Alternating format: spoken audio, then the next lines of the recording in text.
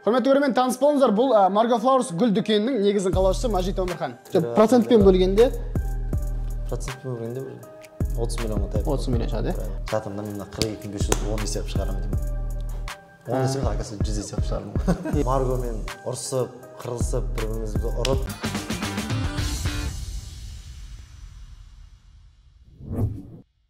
Қазақтар өте тойшыл халық. Бізде мейрамдарда көп. Жалпы көңіл көтеруге әрқашан дайынбыз. Есесіне барлық мейрамға сыйлық беру керек. Ал сыйлықтардың арасындағы ең танымалысы ол гүл. Сондықтан осы шығарылымда гүл кәсібі қанша пайда әкеледі, неден бастау керек, және ең қымбат гүл қанша тұратынын бірге білетін боламыз. Бұл іскер және оның жүргізушісі мен Ізбасар Дәулет. Ассалаумағалейкум.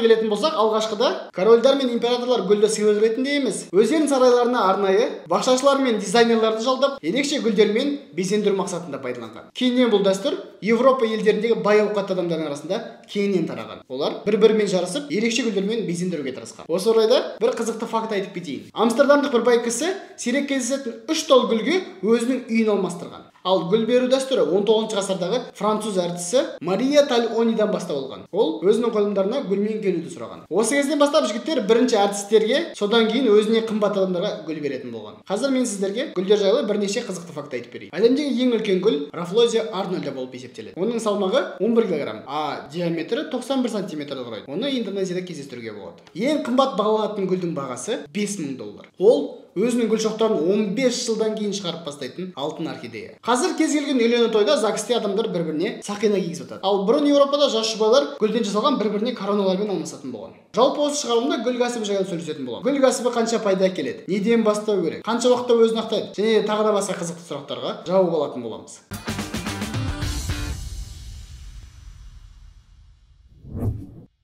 Құрметті көрермен, таныс болыңыздар. Бұл Margo Flowers гүл дүкенінің негізін қалаушысы Мажит Өмірхан. Ассалаумағалейкум. Уағалейкум ассалам. Біз қай жердеміз қазір?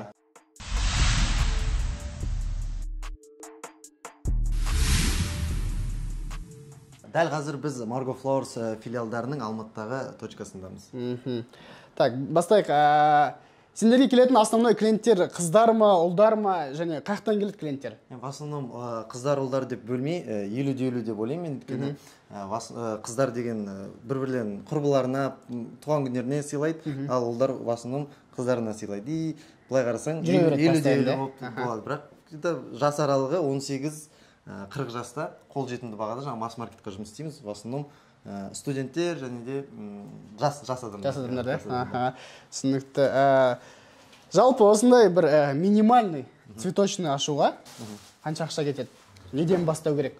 Енді біз 2019 жылы бастаған кезде ең минимальды вложениемен бастадық, себебі қаражат солай позволять еткен соң 2019 жылы 1.700.000 теңгемен бастаған болатынбыз осы бизнесті. 20 квадрат кішкентай магазин, ішіне 1.700.000-ге полный жаңағы ремонты, оборудование және де закуп дейді ғой, жаңағы гүлдерді алып бастап кеттік. Қай гүлдерден бастағандар негізі? Енді ол кезде рынокқа қарайсың, ол кезде біз қолжетімді бағада Алматы қаласында өсіретін местный гүлдер дейді ғой.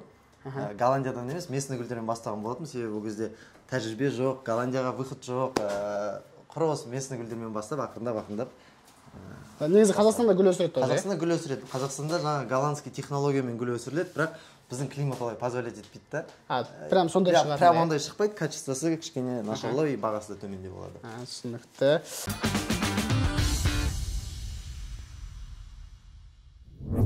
Жалпы цветочный ашуға қандай документтер керек? Цветочный жаңағы сол ИП арқылы жұмыс істейсің. Упрощенка? Енді ол жақтарын бізде адам бар айналысатын. Бухгалтер? Аутсорста жұмыс істейді. Бухгалтер ондай, бухгалтер емес, чисто отчет, не жағын бәрін бухгалтер емес. Неде бәрі официально? Официально бәрі. Налог бәрі толықтай төленеді? Түсінікті. Так, енді қара, осы жалпы адамдарды қалай тартасыңдар? Қызықтыршы қандай реклама түрі пайдаланады сендерде? Қандай ресурс сендерге көп адам алып келетін негізі? Енді қазіргі таңда бизнестің в основном жаңа продажалары Инстаграмда ғой. сайт бар енді по-любому. Инстаграмда жаңағы таргет арқылы жұмыс істейді. Таргетқа өте көп ақша саламын.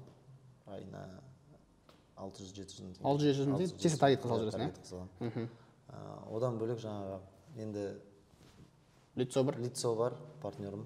Ол өзінің стористары бар. Одан бөлек оның достары бар, тоже сторис алып береді. Рубрикаларымыз бар жаңағы қызық, білгенге букет деген сияқты бір өзіміздің ойлап тапқан рубрикаларымыз бар, жаңағы акциялар бар, TikTok трендтер түсіреміз. Трендтен қалмау керек қой, качественный контент жасау керек. И ел аузында, магазин ел аузында. Сендер основном сол видео контентке онлайнға мән бересіңдер.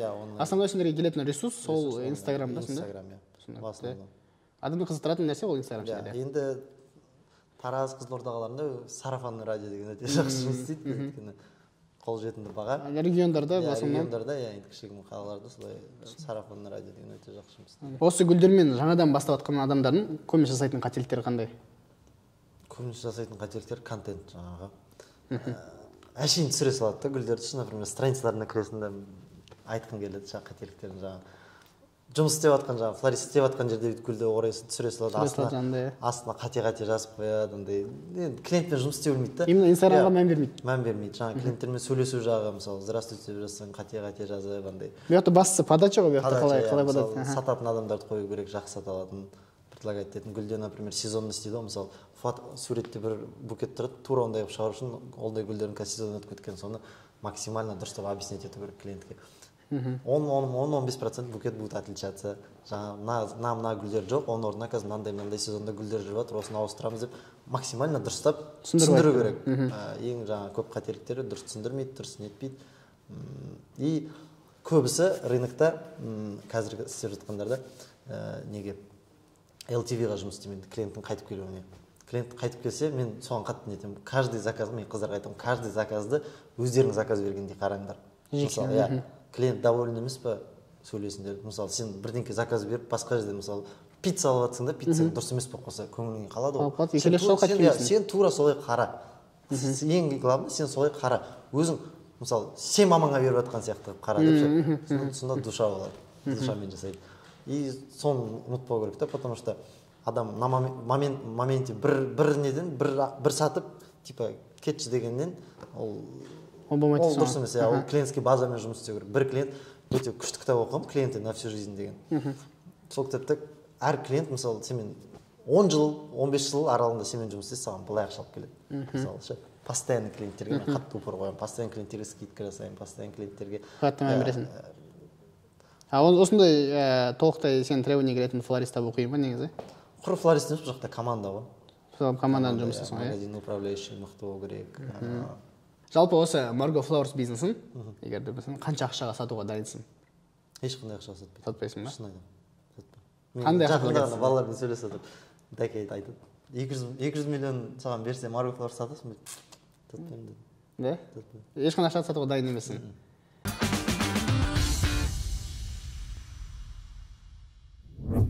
Осы біз тұрған Margo Flowers'a қанша ақша кетті?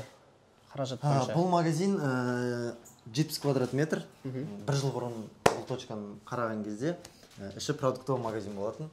Ештеңке дайын болмаған. Алдым. Сендер полный оборот ететіндер? Полный оборот етін, полный ремонт, осын бәрін жасадым.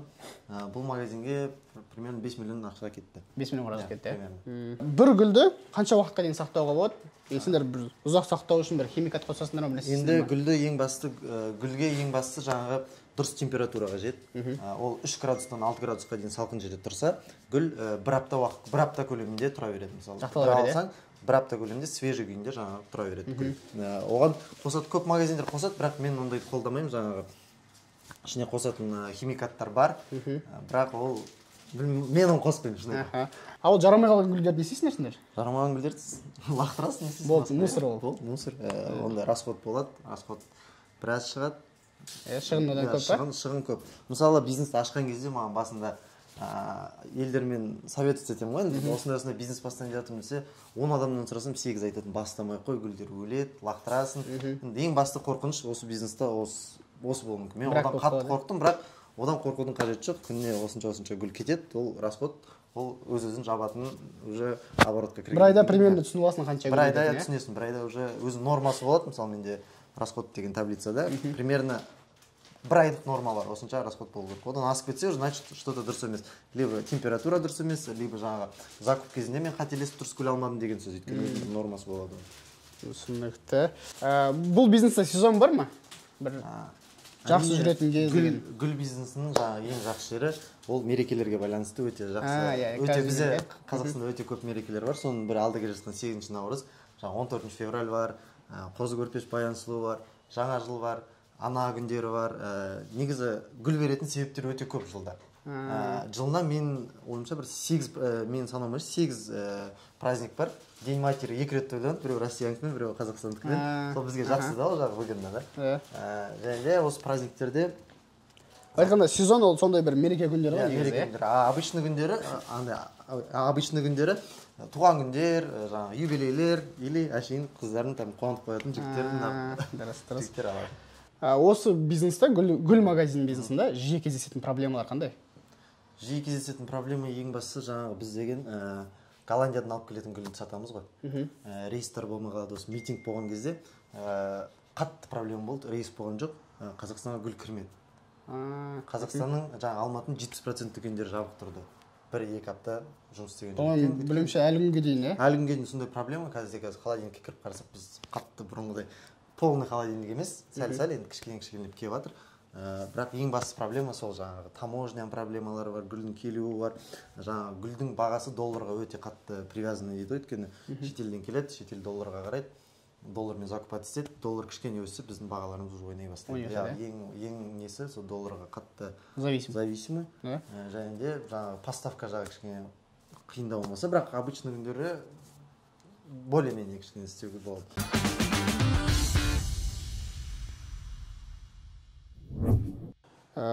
Жалпы бір айлық Margo Flowers'ның выручкасы қанша? Пайдасы қанша соның ішінде? Әр айда әртүрлі ғой, жаңағы праздниктер. Процентпен бөлгенде? Процентпен бөлгенде 30 миллион шығады. 30 миллион шығады, иә? Орташа есеппен қанша шығады ақшамен? Сол 30 миллион ар жақ бер жағы. Оборот деп аталады. Соның 30% пайда? 30%. Ну, енді когда как қол, сезонность бар, гүлдің несі бар. Кейде доллар өсіп кетеді, бағаны тұрмаймыз, кейде 20% ақ бар. Кейде қалай болады? Бірақ праздник күндері карта ляжет дейді ғой. Ал жақта бірақ мысалы гүлден бөлек тағы да басқа заттар бар, олардың өздерінің проценттері. Оның бәрін мен жаңағы общий оборотпен санаймын бәрін. Енді жаңағы көрсеттім ғой, система бар, бәрін компьютер санап береді. Но в итоге общий оборот. Бәрін таблица қойып, санап жасайды. Түсінікті. Жалпы 3 магазин табысы ол 30 миллион теңге. Арасында ең көп касса көрсететін қайсысы? Алматы? Жоқ, негізі Алматы населениясы жағынан көп қой, бірақ Тараз Қызылордада негізі өте жақсы жүріп кетті ме? Жақсы жүріп жатыр. Қазір Шымкентте ремонт болып жатыр, бұйырса Шымкенттен ашамыз. Сен бұл бизнесті бір ерекше жүреді осың негізі блогермен, да? Блогермен қаншалықты тиімді жұмыс істеген, пайдасы жағынан қалай, функцияларын қалай бөлінеді сендердің жұмыс жасау? Блогермен істеген өте көп плюстары бар. Ел аузында жүресің, жаңағы елдер көреді, бір блогердің басқа достары болады, бір-бірін тартады, поддерживать етеді. Уже адамда компанияның лицосы болғанда доверие пайда болады. Мысалы, сен деген бір қандай түрлері жоқ, бір гүл тұрған жерде, мысалы, 15-20 мыңға букет алайын деп жатсың, здравствуйте, на этот номер оплату сделайте, сен кішкене қорқасың ғой. Вдруг мошенниктер, вдруг мошенник. Ана жақта же лицоң бар, уже компаниясың. Бірдеңе болса, хейт бір соң, жаман нәрсені бір соң етеді. И уже лицо арқылы доверие внушать етесің, клиенттің довериясы. И жаңағы контент жағынан ыңғайлы, жаңағы видеолар түсіргенге, реклама жағынан. Жалпы жаңағы обязанностьтар ма? Обязанностьтар қалай бөлінеді? Енді басында келістік, сен менің огородыма тиіспейсің, мен сенің огородына тиіспеймін. Бірақ Маргомен ұрсып, қырылысып, бір-бірімізді ұрып, ондай жағдай никогда болмаған. Екеуміз достық қатынаста. Ол өз жұмысын біледі, мен өз жұмысын білемін. Полная операционка менің мойнымда. Найм персоналы, закуп, продажа, бағасы бәрі. Жаңағы медийный жақтары, адамдарды шақыру, контент жасау, ол Марғұланның мойнында. Марғұлановтармен бірге түсіріп, фотоконтент. Сендер енді екеуін бірге бастыңдар ғой, сендерде процент бірдей ма бәрінде? Процент бірдей. 50-50 болды. Мен зарплатам бар. Сен еще зарплата бар, иә? Енді операционка жүргізетін ретінде сен операционка енді закупқа барасың өзің бәрін санайсың. Мен еще SMM алмаймын. Да? SMM алмаймын, өзім жүргіземін. Өзі жүргізесің Инстаграмда? Мен Инстаграм 3 аккаунт өзім жүргіземін. Күніне 1 сағат уақыт бөліп соны жүргізіп отырасың. Жүргізіп отырамын. Түсінікті. Потому что чувствовать ету керек та. Мобил өріп тұрғанда. Мобил өріп тұрмай, SMM-де кішкене душа жағы кішкене. Сен өзің жақсы жүргеннен кейін жақсы көрген. барымды салып. Барымды салып, қыздар фото жіберін дедім. Қыздар фото жүрсем, мына фото болмайды, басына түсіріңдер. Требованиям болады да. Астына пост жазып, текст Пост жазып. жазып, тек ойбай тексттерді жазғанда қатырасың. Жалпы цветочныйға енді Марго контентке жауап беріп отыр. Сен операционка жазатын. Сенен басқа қандай жұмысшы қажет етеді? Менен басқа флористер, жаңа гүл орайтындар, менеджерлар, заявка қабылдайтын қыздар, одан бөлек обязательно курьерлер, логист. Заказа аппарат. Логист болу керек. Общий штаб Марго Флауэрстың жұмыс істеп жатқан қазір бізде. Үш неңде, Үшіне де 20 адамнан. 20 адамсыз, да? 20 адамнан. Курьер бәрін қосқанда, иә? Курьерлерді қосқан чуть больше там. Примерно. Бірақ сенде праздничный күндері енді үлгермейсіңдер? Праздничный күндері өсе. Дополнительно адамдар табасыңдар, иә? Сол жаңағы айтайын деген майым жағы кішкене блогермен жұмыс істегенде өте оңайырақ болады. Обычно басқа бизнеста медийный адам не болмаса, адам табу қиын ғой, білесің ғой. Бәрінің проблемасы найм. Бұл жақта история салады, осындай должностьқа, осындай адам керек, осы номерге хабарласыңдар дейді, бір номерді қойып қоямыз. Тақ. Таңдайсың да. Кастинг басталады. Собеседование басталады, отырасың, әңгімелесесің, айтасың. Ал сендер бірақ барынша профессиональный флористтер алып отырсыңдар? Енді флористтер, негізі флорист өте... Табу, негізі қалай флорист табу қиын ба? Флорист табу кішкене қиын да. Жалпы... Кішкене... Не ғой? Душамен істеп, творческий жұмыс болғансын кішкене қиын. Шығармашылықпен қарап, качественный флорист табу өте қиын. Жалпы флористқа қаншалықты байланысты бизнестің? Өте көп, өте қатты. Өйткені сен букеттерің, сен оны суретке түсіресің, букеттерің әдемі болу керек. Жалпы минимальный ашу үшін қанша жұмыс керек? Енді біздің опыттан айтайын, 2019 жылы OLX-та объявление бердім. Требуется флорист. Біз әлі ашылған жоқпыз, магазин жоқ ол кезде. Требуется флорист дедім. Гүлжан деген қыз хабарласады. Сол бір флористпен біз бастадық. Бір флорист. Оның жағы күйеуі болған. Күйеуі жұмыстан бос уақытында келіп көмектеседі. Бір флорист, бір курьермен біз бастадық жұмысты.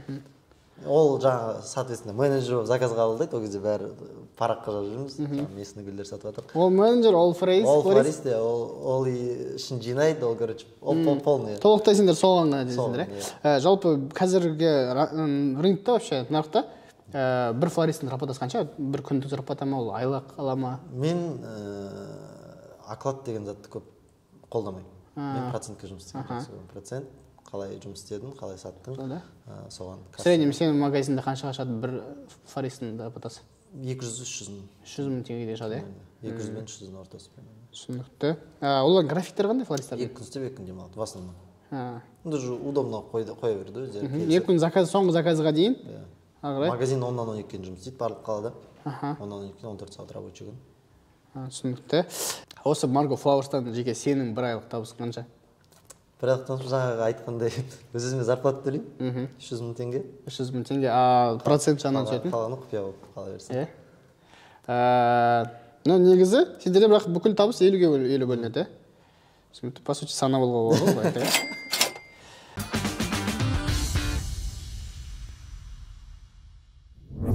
Давай былай нақтылап алайық. Мен гүл магазин ашқым келеді. Мен неден бастаймын? Поэтапны түсіндірші. Неден бастауым керек? Поэтапны бірінші машинеге отырасың. Гүл сататын дүкендерді аралайсың. Не ұсынылады саған магазиндер? Ішінде не бар? Гүлден басқа дополнительно не сатады? Мысалы, мишкалар бәрін. Зерттейсің ғой, былай алып қарағанда зерттейсің. Сосын мен ең басты жаңағы елге бизнес ашып жатқан кезде бір советім бар. Ең басты магазин ашып асықпай, Инстаграмнан страница ашып, магазин бар сияқты жасап, біреумен келісіп, екі арада спрос тексеріп, жаңағы гүлдерін сату керек. Мысалы, анадан 6,5 қаласынан, аяқтан 8,5 клиенттерге жіберіп отырасың. И солай істесең, сен уже клиентский базаң кішкене жинап аласың, ашылған кезде сенде уже клиенттер бар. И содан кейін закуп істеп, ремонт істеп, ақырындап кіресің, өзіңдікін ашасың, жаңағы өзің флористтіңді аласың, жұмысшыларды аласың. Сонымен бастайсың. Осы үсті бастағанда ұтылмайсың да, сен мысалы кейбір бизнесті зерттемей барады да аша салады, ол бір жоғары жақтың көмегімен бір жүріп кететіндері бар, бірақ көбінесе көбінесе жаңағы знание білімнің жоқтығы дейді ғой, білімнің жоқтығынан жаңағы зерттемегеннен көптеген бизнестер жабылып қалады. Осы жалпы ашылып жатқан гүлдердің қанша пайызы вообще жабылып жатады негізі? Мен байқаймын, кейде бір жерде цветочный ашып тұрады, кейін ол жақта уже жабылып тұрады. Бұл енді адамға байланысты ғой, негізі айтады ғой, қанша бір жақында оқыдым, қанша жұмыс істесең де бақ бермесе ол болмайды дейді. Ол уже адам өзіне байланысты, оны жүргізіп жүргізбеу жаңағы. Тек сол ғана ол шешпейді дейсің ғой. Ол өзіне байланысты, ол қалай адам мысалы жалқау болып дұрыс жұмыс істемейтіндер бар, нелер бар. Бірақ в основном жаңағы жақсы жұмыс істеп, жақсы талпынған адамдардың магазиндері қазір күннен күнге өрлеп жақсы дамып келе жатыр. Бірге жаңағы соревноваться етіп өсіп келе жатыр бір-бірімізбен. Былай жалпы бір гүлдің средний чек қандай сендерде? Бізде магазин средний чек Алматыда 12 000 теңге. 12 000 теңге. 12 000 теңге. Табыс қанша жақтан? Қанша процент? Табыс где-то 30%. 30% табысқа, иә? 25-30% арқылы. Түсінікті. Одан көп қоспаймыз біз өйткені бағаны өте арзан ұстауға тырысамыз. Біз деген жаңағы аз қосып көп сатқанды более нетеміз, ұнатамыз. Мысалы кейбіреу деген бірге бір қосып азырақ сатты да, біз наоборот 30-25% қосып көбірек болып сатқанды біздің жаңағы ұстанымымыз солай. Өйткені біз деген жаңағы масс маркетпен жұмыс істейміз, студенттермен жұмыс істейміз. Көбінесе доступный бағасы. Доступный бағасы тұтынамыз, акциялар көп жасаймыз и байқаймын розыгрыштар болып жатады. Розыгрыштар болады жаңағы. Жалпы осы магазинді таныстырып өтсең, қалай орналасқан, өздерің бір фишкаларың бар ма арнайы? Енді біздің жаңағы кіреберіс комната жұмыс істейтін. Ең бастысы флористтің столы, флорист жұмыс істейтін.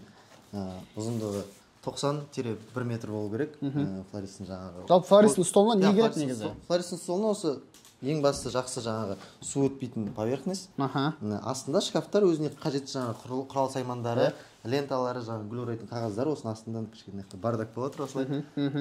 Одан кейін жаңағы ең бастысы холодильник. Холодильникке қазір барамыз осылай. Сен көресіз флористқа именно бір минимальный флористқа не керек жұмыс істеу үшін? Минимальный флористқа қарам мысалы. Мен флорист мынандай бір зона керек. Гүлді қойдың. Артыңда жаңағы ана жақта көп тұрғандай мысалы фурнитура дейді ғой, гүл орайтын қағаз болу керек. Қағазды алдың, гүлді орадың, жаңағы мынандай принадлежностьтер болады өзім жаңағы. Басты инструменттері қайшы? Гүл тазалайтын чистилка деп аталады. Чистилка. Степлер обязательно керек. Және де секатор керек.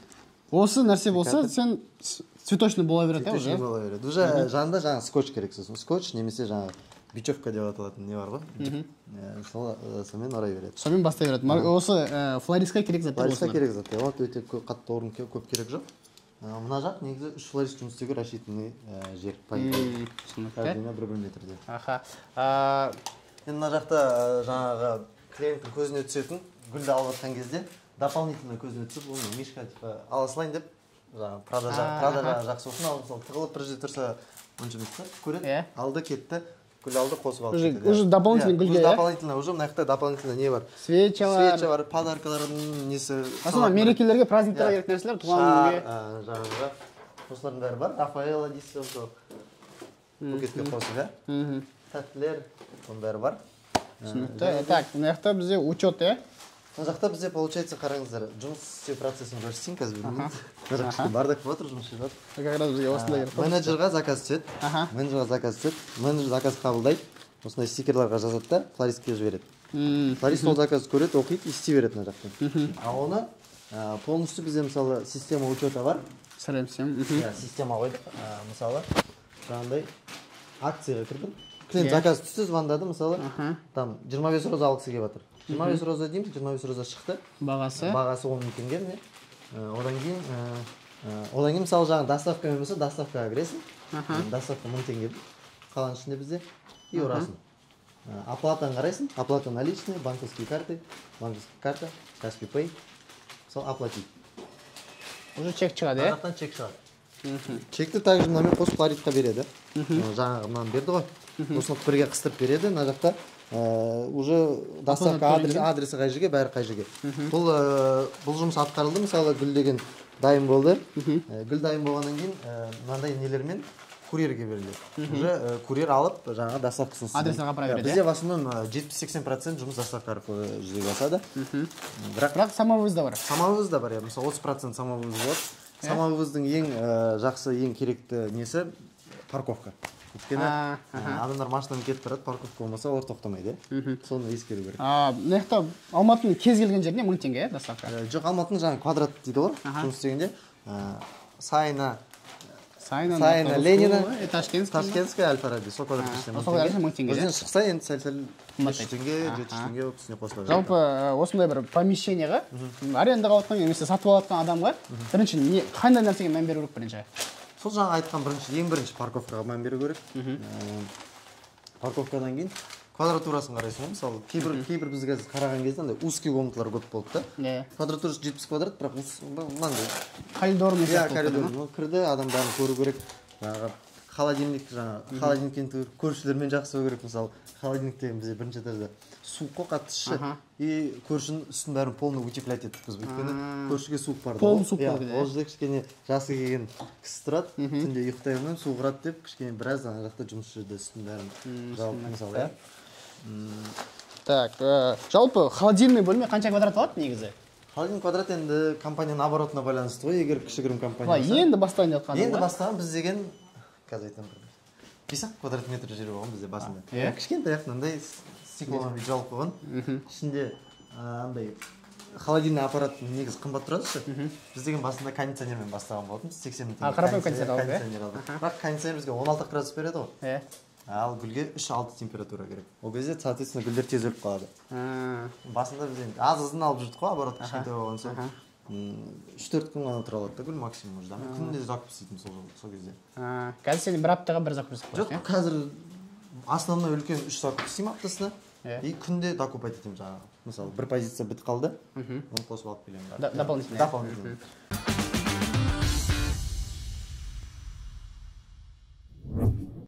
Давай холодильный бөлмені көрейік. Жалпы негізі осы холодильный поставщиктер қайтып табасыңдар негізі? Поставщиктен өзің жаңағы пысықтығыңа байланысты анадан сұрайсың, интернеттен қарайсың. Іздей беруге болады, Мен өте көп іздедім, амалмен танысым. Қазір Алматыда 100% поставщиктердің бәрін танимын. Бәрінен араласым. Голландиядан келетін брокер жаңағы компаниялар, через компания келеді ғой басында. Компаниялардың бәрін танимын, бәрінен араласам, бәрінен аламын. Давай мына жақта көріп жүрейік. Мына жақта енді қазір митингтен кейін кішкене холодильнигіміз пустой болып тұр. В основном мына жақта готовый букеттер толып тұрады. Жалпы вообще гүлдерді таныстырып өтсең, мына жақта холодильный бөлме туралы айтып берсең. Холодильный бөлме мысалы примерно бізде мына 15 квадрат метр. 15 квадрат метр. Холодильный бөлменің ең маңыздысы жаңағы холодильный аппарат. Қанша тұрады бұл минимальный осындай холодильный аппараттар? 700 ба 800 мың теңге тұрады қазір. 700-800 мың теңге тұрады, установкасы бар, жаңағы үстін утеплять еткеніміз бар, несі бар. Бұл кішкене самый ең қымбат. Ең қымбат жер болып шықты ма? Бірақ ең основасы осы, өйткені жаңағы гүлдің ұзақ сақталуы, сол жақта температура жазылып тұрады датчикта. Гүлдің жаңағы өзінің квадратураға байланысты болады бұларда. Кішкентай комнаталарға, кішкентайлары бар жаңағы. Ал енді бастап жатқан адамға бұл необходимо ма осы нәрсе? Обязательно. Жаңа айттым ғой біз немен бастадық деп. Кондиционермен бастадық. Но в конечном итоге, если істейтін болсаң, осыған кеп. Осыған келесің. Келесің обязательно. Ең бастысы клиент бүйтіп кіріп келген кезде, бұл жақта витрина болу керек. Витрина адам өзінің несіне бар, 3 уровеньді витрина. Мына жақта негізі дайын букеттердің просто көп состав жоқ та қазір ше. Жаңа митингтен кейін самолеттер кішкене проблема болып, ассортимент гүл аз болып тұр. Қала бойыншысың да бізде. И мына жақта дайын букеттер тұрады, в основном клиент келеді, қарайды букет, қарайды мысалы розаларды көреді, онда мына розаны таңдаймын, бүйтемін, сөйтемін деп алып кетеді. И дайын букеттер өте удобно, клиенттердің сразу көздеріне бүйтіп түсу керек. И уақыт жағынан үнемдейді ол.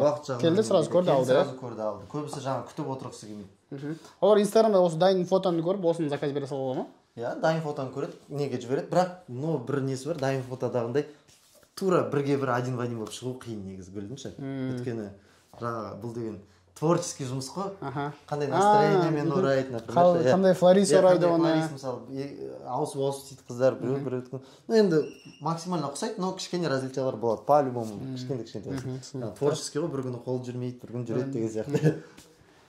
Негізі бірақ бұлай основасы бірдей болып тұрады, Основасы бірдей, составы бірдей, просто орналасу кішкене біреу оң жақ, біреу сол жақ деген сияқты былай кішкене. Негізі мынандай осы холодильный бөлмеде қанша градуста керек? 3-6 градуста болады. 3-6 градуста гүл өзінің комфортына сезінеді. Күнде суларын ауыстырып тұру керек. Суға ештеңе қосып, просто қарап, су жылы су ма екен? Суық су кәдімгі. Краннан аққан суды алып қосады. Жаңағы слив бәрін дайындап қойғам.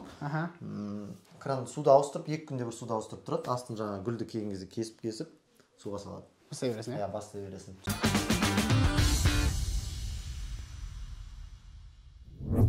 Бұл склад бізде. Бұл бізде негізі басында мен кабинетім болған. Жаңа столы болды.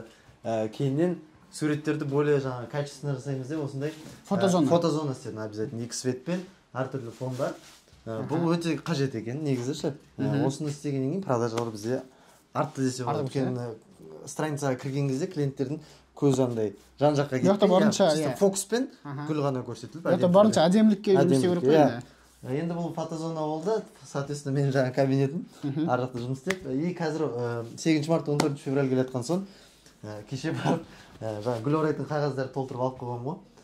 И соответственно склад болып кетті да бұл жер ше. Бірақ негізі склад бар ана жақта, ол жақ уже толып тұр да. Ол жақ мен деген уже жаңағы нелермен ең басты жаңа 8 март 14 февральға гүл салатын ыдыстар керек қой дәу деп.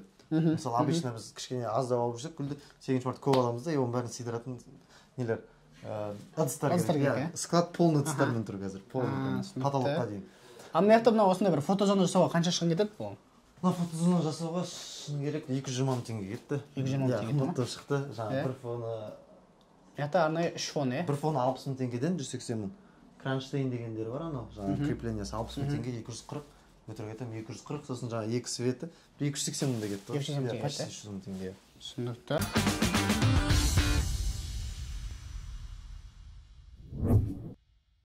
Франшиза қалай қарайсыңдар жалпы? Дайынсыңдар ма адамдармен? Уже упаковать етіп жатырмыз. Бұйырса біз деген өте көп зерттедік. Мысалы басқа бизнестер ашыласап 2-3 айдан кейін франшиза сатады. Біз деген өте осы уақытқа дейін сатқан жоқсыңдар? Осы уақыттан 2 жыл келдік осыған. Осы күнге 2 жыл. Бірақ адамдар сұрағандар болды ма? Өте көп. Күніне 3-4 адам мен жеке номеріме звондап франшиза сатасыз дейді. Мен бәрін кешіріңіз, әлі франшизаға дайын емеспіз деп бәрін қайтарып отырдым. Бірақ уже енді опыт жинадым, білемін, қалай рынокты көрдім, бағаны көрдім, франшизалардың бағасын көрдім, бәрін білемін. Уже мен дайынмын. Енді саған франшиза ретінде хабарласса болады, е? Хабарласса болады. Уже қазір упаковка жүріп жатыр. Франшиза бұйырса скоро дайын болады. 8 марттан кейін продажаны ашамыз. Соның бір условиялары қандай вообще франшизаның негізі? Енді франшизаның условиясы жаңағы Margo Flowers деген ат береді. Мысалы, біз деген бір қалаға бір франшиза сатамыз, мысалы. Бір үргенде бір қалада бір адам жасады, бір адам ғана алады. Қанша магазин ашса да өзі біледі. Ең басты жаңағы атты береміз, одан кейін полный поставка жағынан көмектесеміз. Гүлдің жаңа Голландиядан келді. Сендер жіберіп отырсыңдар? Біз жіберіп отырамыз. Өз қалауымен, енді мысалы өзім закупать ете аламын десе, ладно, маған да мен де груз с плеча кетеді. Қайта маған жақсы десем. Но в приоритете жаңағы біз деген закуптармен полный көмектесемін. Жаңағы гүл орайтын қағаздарды көрдіңіздер ғой, кабинетте жатқан. Сондайлар бәрін мен осы алматыны салып отырамын, бәрін полный учет, полный жаңағы инстаграмдарын жүргізіп, контент беріп. Олар бөлек страница ашамай инстаграмда? Бөлек страница ашады. Өздері контенттерін істеп. Өздері суретке түсіреді, букеттер жаңағы видео контенттерді біз жіберіп отырамыз. Одан бөлек жаңағы открытияға барамыз, открытияға блогерлармен барып, концерт беріп, шулатып ашып бересіңдер. Береміз, обязательно. Нюанстар көп, өте плюс жақтары көп. Қорықпай аша беруге болады, региондарға. Қорықпай аша беруге болады. Негізі сендер былай жалпы жаңағыдай франшиза берген кезде сендер жаңағы системаны қоюға, холодильник табуға бәрін көмектестіңдер ме? Бәрін полный. Мысалы, келсеңіз, сіз келдіңіз, қол қойдық франшизаға, келістік. Сіз өзіңіздің қалаңызға барасыз. Условно Атырау қаласында. Сіз Атыраудан келдіңіз, Алматыға ұшып келдіңіз, договор заключить еттік. Сіз бардыңыз да помещение қара деймін мен сізге. Помещение қарайсыз, ұнатасыз, маған видеомен жүріс, бола ма дейсіз. Мен примерно болады. Помещение іздеден енді шыны керек өте қатты көп іздегенбіз біз Шымкентті прям очень. Шымкентте табылды ма? Я табылды. Енді Енді тапты, сол помещение тапқан күні мен самолетпен мысалы Атырауға ұшып барам да помещениені көремін, примерно наяққа былай істейік, примерно дизайн бар көрсетіп, бәрін етіп, жаңағы контакттарды беріп, по Қазақстан жұмыс істейді, жаңағы холодильник устанавливать ететін. Соның бәрін бірге обсуждать етіп, ремонт жасай береміз деймін. Ремонт жасалады, біз открытияға барамыз, ашамыз, дальше уже серіктес боламыз. Ағарай уже өзінің қолында жүргізу. Негізі жүруге болады. Бірақ ағарай өзін жүргізіп кету өзінің қолында.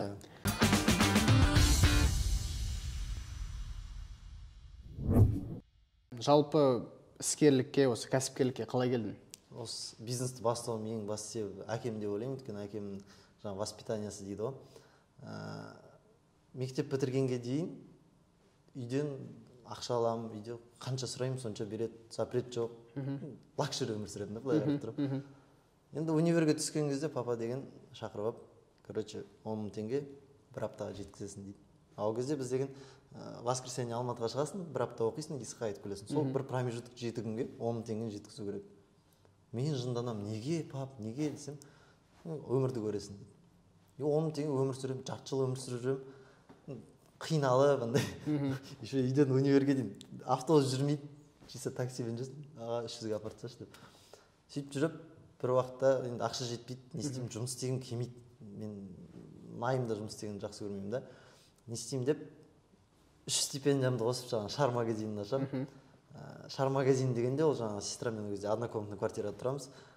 Бір баллон алып келеміз, бір баллон сатып аламын, шарлар сатып аламын. Инстаграмда бір страничкам болған, 5000 подписчик бар. Таргет үйреніп аламын, соны аламын, шарларды суретке түсіремін, жіберемін и жүре бастайды. Өте жақсы. Заказ келіп жатыр. Заказ келіп жатыр. Машина жоқ доставка. Ол кезде қазіргідей Яндекспен бүйтіп заказ беру жоқ. Өзім тасимын. Таңертең сабаққа барып келемін, сабақтан кейін 4-5 сағат шар сатамын. Сатқан далада жүріп сатпаймын, заказ заявка апарасың, бересің. Ол кезде Каспий Голд жоқ. Чисто онлайн бәрі. Чисто онлайн. Ол кезде лақтырып кетулер көп болды. Шарды үрлеп, далаға шығып апарып барсаң, ана адам жоқ, например, телефонын алмайды. Бұрын қазір мысалы задаток аласың Каспий Голд. Ол кезде Каспий Голд жоқ. Сонымен сөйтіп ақырындап жайлап істеп жүремін. Но бұл бизнестің қатты жүрмегені жаңа финансовый грамотностьтың жоқ болғаны. Бұл финансовый грамотность жоқ болған деген ақшаны жинамаймын. Ақшаны құрта беремін. Нормально ақша түсіп жатыр. Күнде келген қалай кетеді? Күнде келген, күніне 15 мың теңге табатын ол кезде. Жақсы. 15 мың теңге табатын, сол уақытта. 15 мың бәрін жұмсай беремін. Ана жақта стипендия бар ғой, если что, закупқа стипендиядан аламын деп жүре беремін, получается. Сөйтіп жүремін, 2 жылдай істеймін. И екінші курсты бітірген кезде визаға тапсырамын, Америкаға барып кетейін деп. Work and travel емес, туристический визаға тапсырамын. Не болса ол болсын деп, дос балам екеуміз тапсырып, Америкаға кетіп қаламын.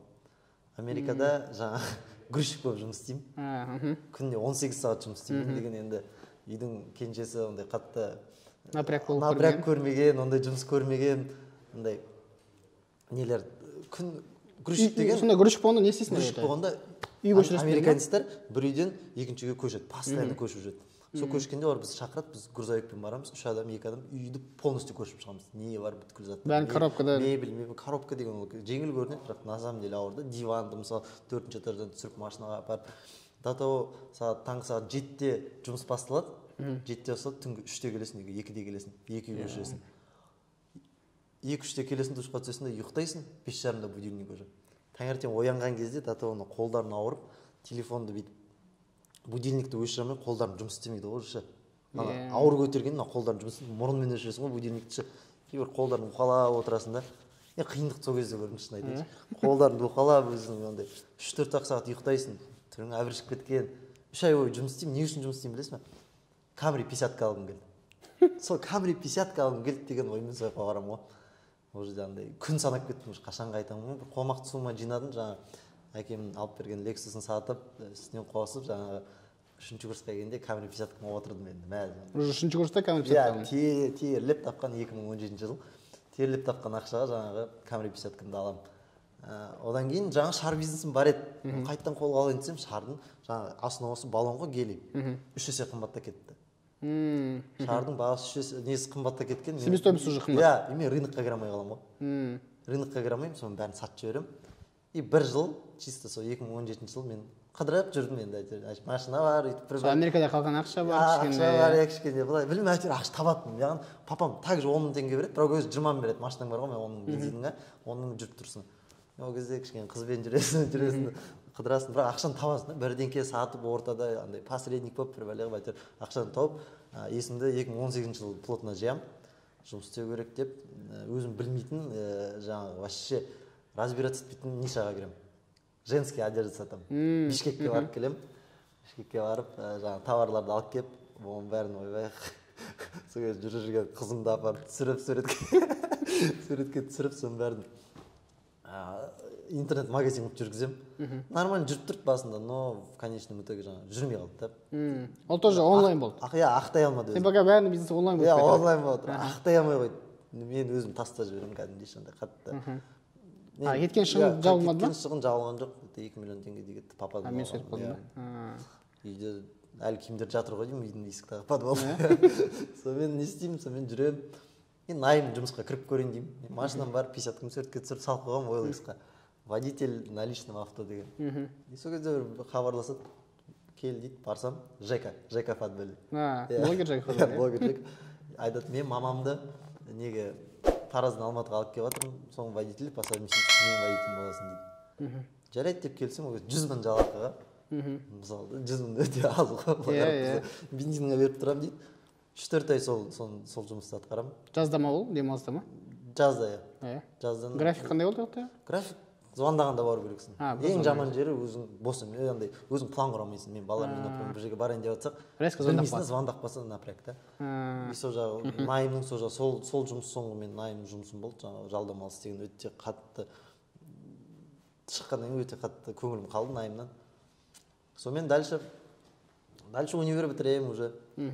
Универ бітіремін. Не істеймін? Мен әкем негізі жазда үлкен алма бағы бар, алма сатады. Алманы папа қатты нетпейді. Біреулерге сол жақтан бере салады да, арзан бағада бере салады, солар апарып өздері сатады. Тез арада сатып жіберді. Мен жақтан пап, маған берші, мен сатайыншы осы алманы дейді. Сен қалай сатасың дейді. Берсе көремін, мен балаларды жинаймын, ана дейді. Мен айтамын, сен қаншадан сатып жатсың? Мынадан деймін, мынаншадан сатамын дейді. Давай мен сен сол бағадан аламын да, қалған үстінен мен көремін деймін. Давай дейді. Бір ай бойы енді алма теремін, алманы папам машинасын алып аламын. Тастақта кәдімгідей далада отырып алма сатамын. Кәдімгідей яблоки 500 деп өйтіп қойып қойған да еші. Коробкамен. Яблоки беремін, яблоки. Бұл тоже онлайн емес. Ол кезде онлайн емес, чисто даладасың. Объем көп берген кезде Алтын Ордаға өткіземін. Аздап болғанда кішкене қымбатырақ қылып тастақта отырып сатамын. Берген кезде күнде тергенде барып сатасыздар ма? Акимат келіп қуалайды, анда қашасың, мында қашасың. Қызық болды ол жылдары қазір. Еске аласың, шаршап, қап-қарап күнге күйіп кеткенсің. Сөйтіп алма сатамын. Алмадан шыны керек 1 миллион теңге табамын. Бір жазда? Бір айда? Бір айда? 1 миллион дегенде бір 900 мың теңгедей табамын. Таза пайда болды. 900 мың. Мен папама уже ақшасын беріп тастадым, үстіне жаңағы шапкасын менің көзін жауып тұр. Енді бұл ақшаны не істеймін деп мен сақ қойып жүрмін. И универ бітірген не істеймін деген ой. И сол кезде біз деген жаңағы бірінші курста мен шара жатқан кезде параллельно сестрам екеуміз подарки Алматы дегенді ашқанбыз. Ол кезде бір мен подругама подарка беру керек болдым. Туған күні келіп қалды. Менде 10 мың теңге бар, не берерін білмеймін. Сестрам айтамын, осылай, давай осындай коробкаға подарка жасап көрейік деймін. Екеуміз коробка сатып аламыз, анасынан. Сестрам қолынан келеді, әдемі гүлдермен бүйтіп подарка жасап алып берген. Екеуміз вдохновиться еттік сонымен. Стипендияны берді, ол өйтіп аштық. Тоже онлайн істеп жүрдік. И на тот момент мен уже шарды істеп кеттім, бұл проекттен шығып кеткем. Енді мен қазір универ бітірдім, не істеймін? Сестра өзі істей берді. Сестрам өзі істей берді. Олар уже үлкейіп магазин ашты. Мен не істеймін деп, мен сестрам айттым, мен қайтадан доляға кірейін. 50% доля мен алайын, мен жүргізейін. Давай деп келіседі. Сентябрьдің осы 2019 жылдың сентябрьдің айында подарки Алматыға қайтып кіремін. Істеп жүрем. Енді ең қызығы осы кезде Марғұланмен танысам. Марго қазіргі партнерім, Марго Флорстағы. Марго Флорстың лицосы. Иә. Ол кезде подарки Алматыда енді ол кезде бартермен көп блогерлар жұмыс істейді ғой енді. Маргоға жаңағы подарки Алматыдың атынан орысша жазасың ғой. Здравствуйте, по бартеру работаете. Здравствуйте, да, дейді екенбіз, нетеміз, келісеміз. Подаркасын апарып берген кезде күтіп алады, енді мен көретім, брат, жақсы бизнес, молодец, ана бірге істеп көрмедік па депші. Осы подарканы мен танымайсың бір-бірлерінде? Танымаймыз, енді танысып отырмыз. Енді таныстыра. Мен типа давай бірге подарка ашайық тағы да. Мен енді ойлаймын, қалай мен мына жүріп тұр тағы бір подарка ашамын, нелогично ғой деген сияқты. Жоқ, брат деймін, сонымен 1-2 апта ойланамын, тағы бір звондайды. Сосын айтамын, брат жоқ деймін, мен жатқан кезде неге цветочный ашып көрмеске деймін. Қазір сестрам айтады, еще тағы цветочный көрсей дейді. Реально көрейін деп елдің бәрінен сұраймын, жаңағы айтып кеткендей. Расход гүл өледі, ана кішкене қорқып. Марголанды айтамын, Марголан кездесейік. Аура деген бір жерге барып отырамыз екеуміз. Қолдан блокнот ұстап алғансың. План тұр. Плансыз дайындап қойғансың. Брат, короче, осынша ақшадан құямыз. Примерно көрейік деймін. Давай дейді екеуміз. Моль вообще, гүлді вообще білмейміз. Розаны ғана білем, қалған гүлдердің атын білмеймін, қалай таңдайды. Бірақ енді Құдайға шүкір бәрі опытпен келді қазір мысалы. Басында қателестің И басында енді сөйтіп ашылдық екенбіз. Сол жаңағы 19 жылдың декабрь, 1 декабрь бізде открытие болды. Жаңағы 20 квадраттық жерде екеуміз ашыламыз. И содан бастап Марго Флорс 1 декабрь 2019, биыл 2 жыл болды.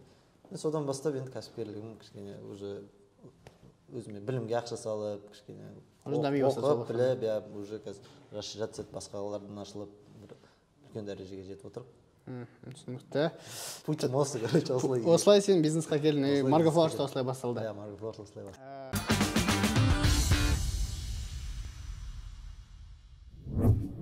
Бір Margo Flowers жалпы осындай дүкенді қай кезден бастап пайда келе бастайды?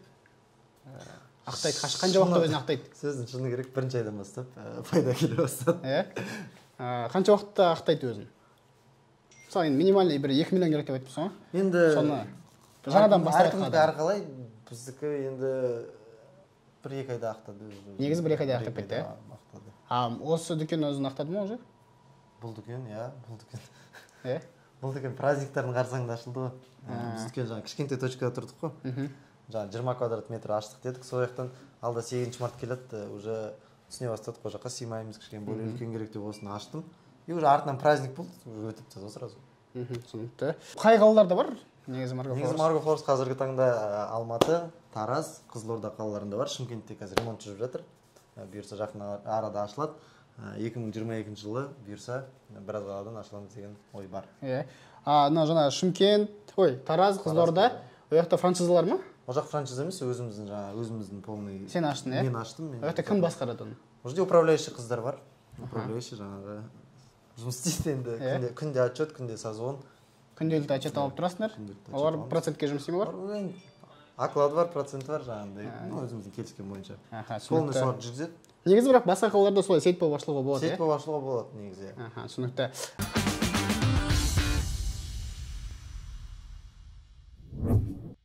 Осы бәрімізге белгілі, елімізде 2 жыл болып карантин болды. Карантин осы Margo Flowersқа қалай әсер етті? Жалпы не істедің карантинде сен? Немен алысың? Margo Flowersқа болғанда өзіме қалай әсер етті деп айтайын. 2020 жыл 8 март бітеді, қаланы жабады. Ол кезде бізде сотрудниктар бәрі Таразда, региондарда? Иә, региондарда. Бірақ магазин ол кезде. Енді ашылғанымызда 3 ай болды. И қаланы жауып тастайды.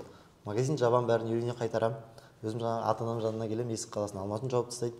И жатам үйде. 1 күн жатам, 2 күн жатам, 3 күн жатам. Бірақ рабочий телефонды алып кеткем қосулы. Күнде звоноктар келеді. Здравствуйте, можно цветы заказать? Здравствуйте, мы не работаем, извините. Здравствуйте, мы не работаем, извините. 10 күндей жатам үйде. 1 аптадай жатам. Ақша тауып жатқан жоқпын.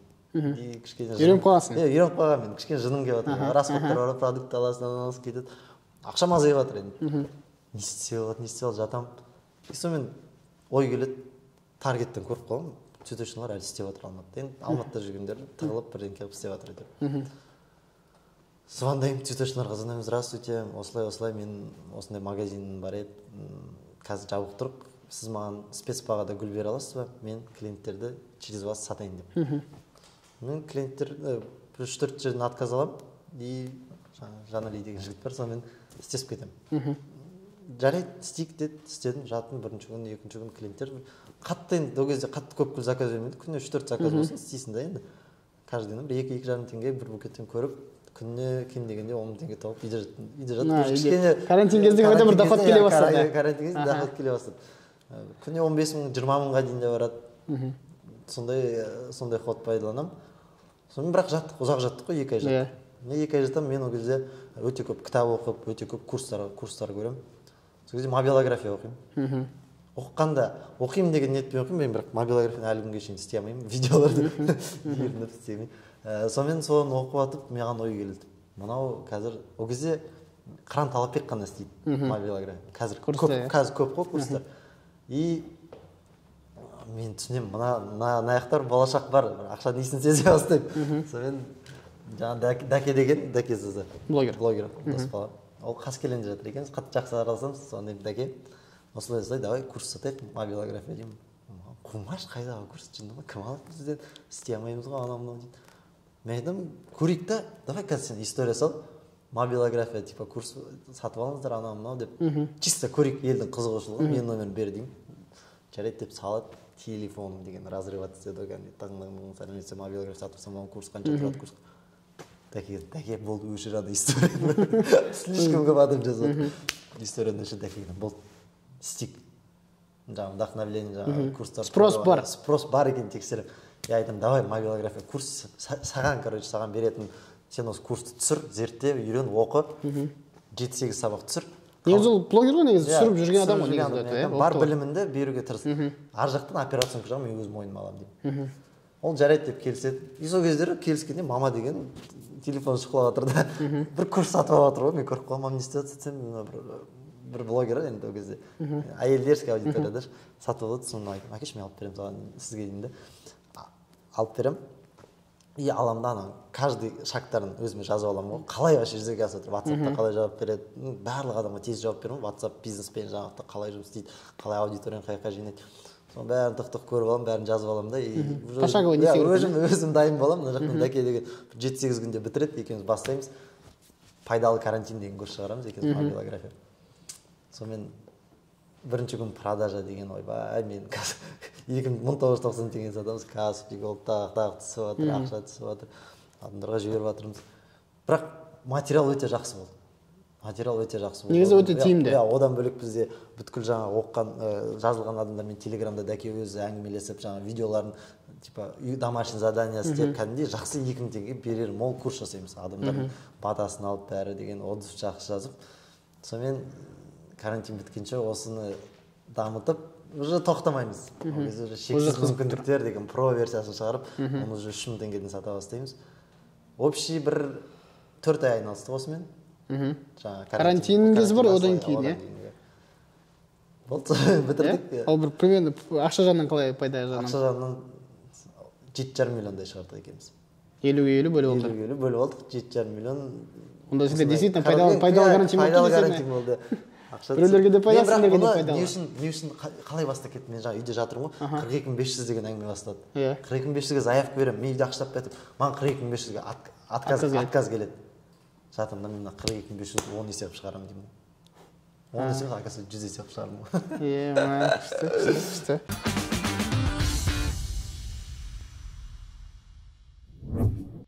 Осы бір Margo Flowers'ың арқасында өзіңе немесе жақыныңа қандай сыйлықтар алдың?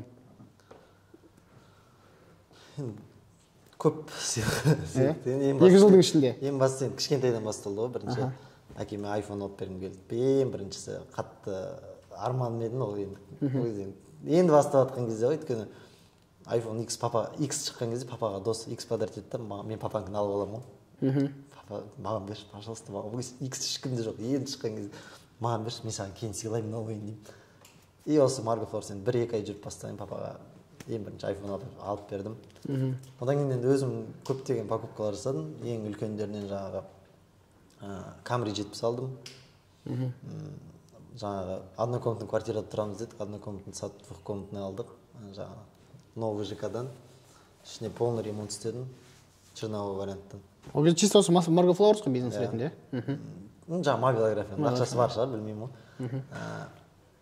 Одан бөлек жаңағы, енді регулярно ғой, ата-анаңа всегда подарок беріп тұрасың, оның бәрін айтып қазір. Гүл ол сама собой?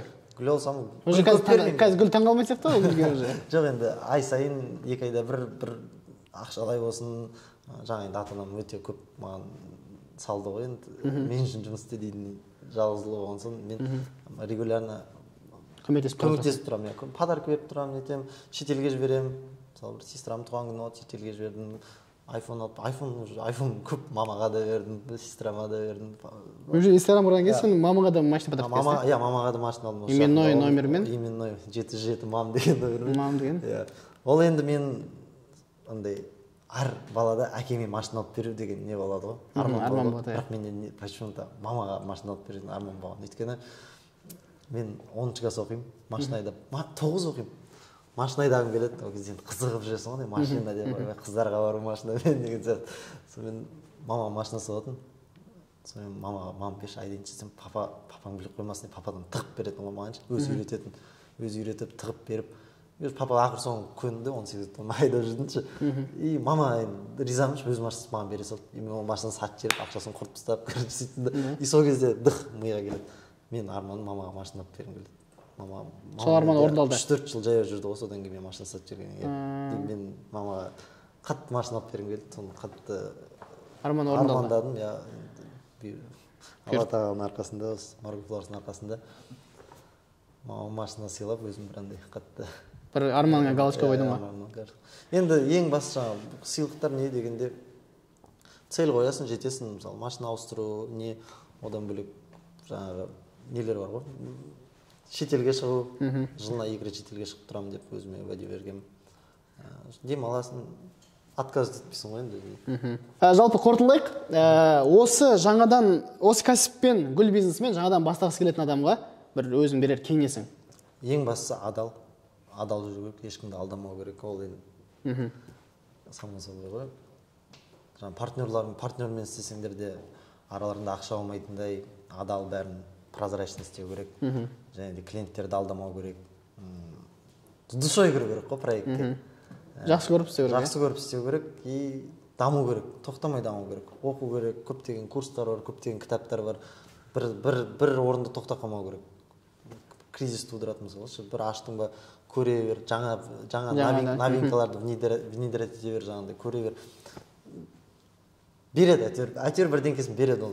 Кішкене былай алыстан қарасаң үлкен жұмыс болып көрінеді. Маленькими шагами жаңа істесең ол жетесің да, ақырындап. Көре бер, қорықпау керек. Мен өте үздіксіз дамай беру. Мен рисковать етуге қорықпайтын адаммын да. Бұрыннан бері өзім сондай качеством бар. Аз-аздан давай, жоқ, салам, давай рисковать етемін, например, да. Мен объемды өсіру керек болды. Мен көп гүл алып тастаймын. Гүл деген мысалы ставка сияқты ғой, спортқа қойғанша. Тіктің, оттың, ұтылдың. Алдың, саттың, ол сатпасаң болды. Шірейді. Андай бұл саған кітап не емес тұра беретінші. Осы бизнестің бір қызық жері сол. Сен деген объемды рассчитывать ету керек. Сол объем правильно рассчитывать етіп, ешқашан қорықпай, тек рисковать етуден қорықпай, алға баса беру керек. Бұйырғаны. Негізі жалпы сен айтқан бүкіл бизнеске келетін схема ғой негізі. Енді тоқтамау керек қой. Аз-аздан үздіксіз. Аз-аздан үздіксіз ол мен. Біздің бір көрермендерге беретін арнайы сыйлығымыз бар. Кім осы видеоға лайк басып, достарына таратып, комментарий жазып, ең көп лайк жинаған комментарийға біз беретін сыйлығымыз Margo Flowers'тан бір букет, және де менімен кешкі ас деген. Кешкі ас, кез келген тақырыпқа сөйлесуге, кешкі ас. Бизнестарыңыз болса жаңағы өз білгенімді айтып, көмегін тигізіп. Көмегін тигізіп бересің, иә. Рахмет, сұхбат керемет болған сияқты. Көрермендерге керекті барлық сұрақтарға жауап алдық деген ойдамыз. Егер де бір мазалап жүрген сұрақтар болса, комментарийға жазыңыздар. Міндетті түрде жауап беруге тырысамыз. Үздіксіз дамыңыздар, рахмет.